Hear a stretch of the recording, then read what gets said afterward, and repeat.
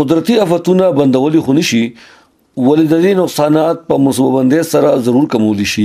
د قدرتی آفتونو په محل د جانی او مالی نقصان شرح کمولو په عنوان باندې یو ورځنی سیمینار وشو.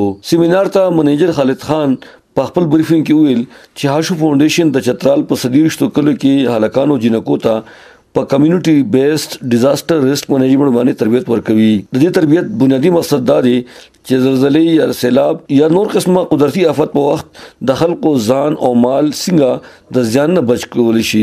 پروفیسور اجمل سعید سوچي د ماحولیات استاد دی. هغه وی چې زموږ په سلیبس کې شورونه په ماحولیات او قدرتی آفتونو مضمون شاملول پکار دي چې نوی کول د دینه ځان بچ کولو په حق لا معلومات حاصل کړي. انوائرمنٹل ایجوکیشن جو ہے اس چیز کو ہم نے پروموٹ کرنا ہے فارملی اور انفارملی دونوں طریقے سے تاکہ ہم ان چیزوں کو اوورکم کر سکیں وقت سے پہلے اس کے لیے تیار ہو سکیں. د ریسکیو 1122 ویان ظفر احمد هم په قدرتي آفتونو او ځان بچکول باندې رڼا واچولا. د ایکټ ډیپټي ایریا کوارډینیټر نگاه حسین وایي چې د مصیبت په وخت کې ځپل شوی خلکو ته د مرستې ضرورت وي او دوی سره مدد کول عین عبادت ته جس میں لوگوں کی کیپیسٹی بلڈنگ پہ ہم کام کریں اور اس میں ہم یہ لوگوں کو جس طرح ہماری دوسرے آرگنائزیشن یہاں پہ کام کر رہے ہیں اس سے اسی کام کو ہم آگے لے جائیں. نظام علي وایي چې د دې سیمینار مقصد خلکو کې خبرتیا خورونه وا ځکه چې په کال 2015 کې په دې میاشت کې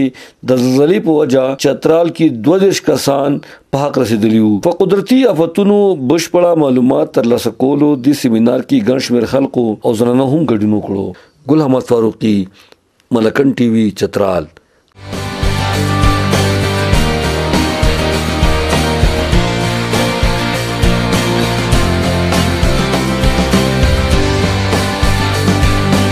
درگئی یو معیاری تعلیمی ادارہ د تعلیم سره سره د جسمانی تربیت خصوصی انتظام اعلی تعلیم یافتہ ٹیچنگ سٹاف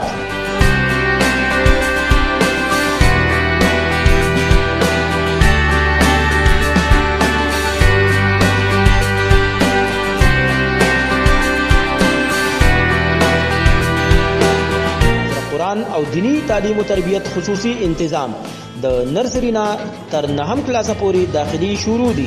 هډې پبلک سکول درگئی مین جی ٹی روڈ درگئی. رابطہ نمبر 0334 844 78 28.